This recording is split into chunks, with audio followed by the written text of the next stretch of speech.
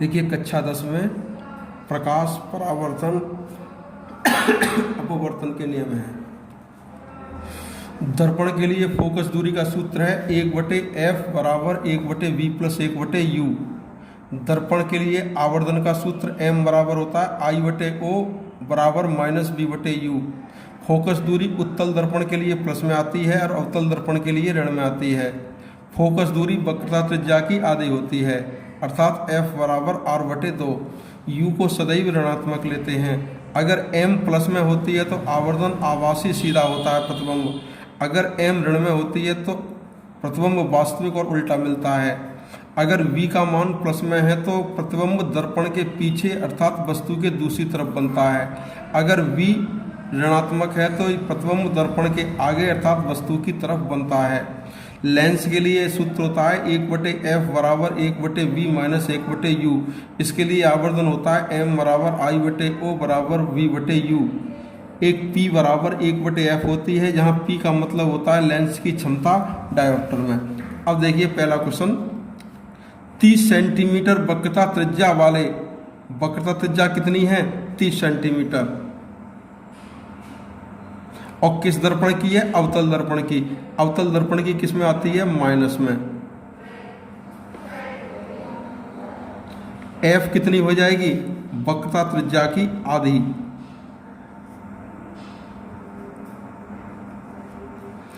वक्रता त्रिज्या कितनी दे रखी है 30 सेंटीमीटर।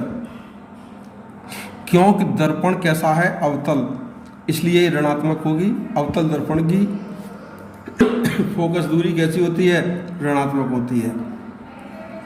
अब ये क्या कह रहा है कि अवतल दर्पण से 20 सेंटीमीटर की दूरी पर वस्तु की दूरी u कितनी दूरी पर है, ये दूरी सदैव ऋणात्मक ली जाती है। तो u बराबर -20, v बराबर क्या,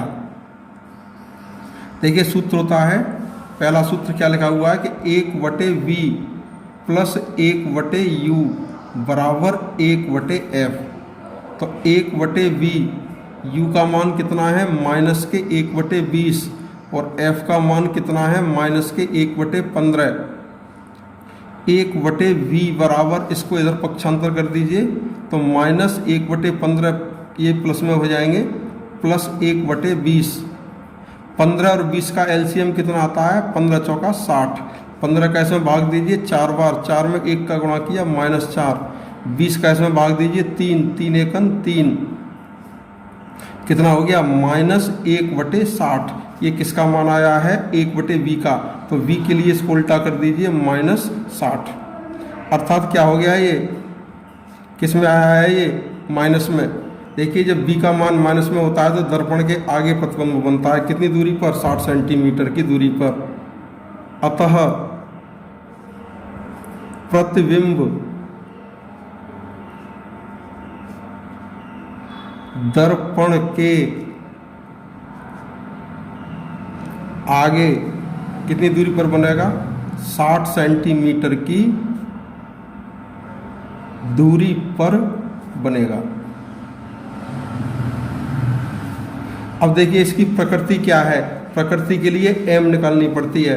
m किसके बराबर होती है -v/u।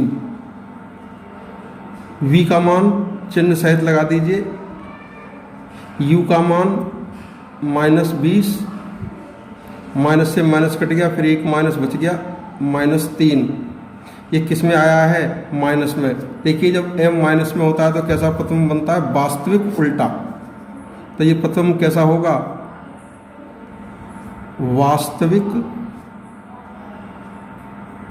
उल्टा, और कितने गुना होगा 3 गुना प्रतिबिंब। यही आंसर। देखिए दोबारा समझ लीजिए, 30 सेंटीमीटर वक्रता त्रिज्या, वक्रता त्रिज्या किससे डिनोट करते हैं r से।